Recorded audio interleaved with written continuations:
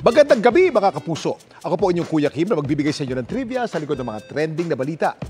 Pinilahan ng isang poso sa Ilocos Sur. Di na raw kasi kailangan pang pagpawisan ng mga residente para lang mapuno ang kanilang mga balde at container. Ang tubig kasi kusong lumalabas mula sa poso.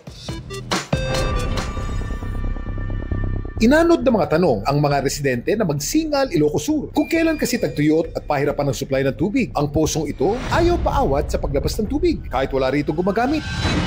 Ang poso matatagpuan sa loob ng St. Padre Pio of Pietrelcina, Paris. Sunday yun nun eh. Tapos may commotion dahil hindi raw maapula yung paglabas ng tubig, bubuga ng tubig maski hindi pinapump. Ang balita tungkol sa poso, parang tubig daw na umagos sa kanilang bayan. Kaya mapaaraw man o gabi, pinipilahan ng mga deboto ang poso sa paniniwalang ang tubig na nakukuha rito di umano'y milagroso. Pwede po siyang ipainom or ipahaplos tapos ipamamigay din namin. Kung gusto nilang pumunta dyan, kumuha ng tubig, ibigay yan for free. Pero ano nga ba ang paliwanag sa kusang paglabas ng tubig sa poso ng parokya? At higit sa lahat, ligtas kaya itong inumin?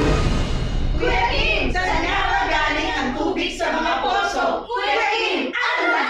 Sa tulong ng mga poso, maaari nating makuha ang tubig mula sa ilalim ng lupa. Ang tubig na lumalabas dito maaaring magmula sa iba't ibang source. Gaya ng gravitational water o tubig mula sa ulan na bumababa at naiipon sa ilalim ng lupa. Surface water o tubig mula sa mga ilog, lawa o iba pang mga anyong tubig na maaaring pumasok sa ilalim ng lupa. Pwede rin groundwater o tubig na nasa ilalim ng lupa. Sa mga layer ng bato at lupa na tinatawag na aquifer.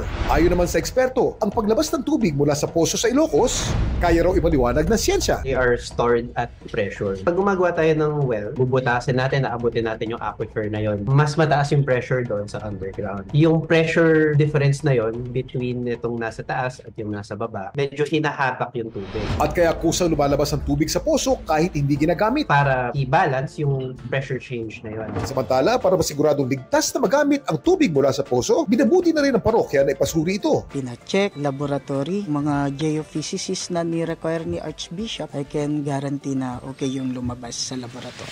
Pero alam niyo ba kung paano nag-iigib ang mga sinaunang tao? Para makakuha ng tubig mula sa mga ilog at batis, noong 3000 BC, inimbento ng mga Mesopotamians ang shaduf. Isang sinaunang kagamitan na may mahabang arm na may nakataling timba sa isang dulo at may pang-angat na mekanismo sa kabila. Maring hilahin pataas ang timba para makuha ang tubig. Magpahanggang ngayon, ginagamit pa rin sa India at Egypt bilang irigasyon sa mga sakahan. Samantala sa ika-18 Gandingan Awards ng UP Los Baños, ginawaran ng inyong lingkod ng Gandingan ng Agham at Teknolohiya. Salamat sa bumubuo ng UP Community Broadcaster Society sa pagkilalang ito. Makakaasa po kayo na mas lalo pa naming paghuhusayan ang paghatid sa inyo ng kaalaman at trivia sa likod ng mga trending na balita. Dahil importante ang may alam, ako po si Kuya Kim at sagot ko kayo 24 oras.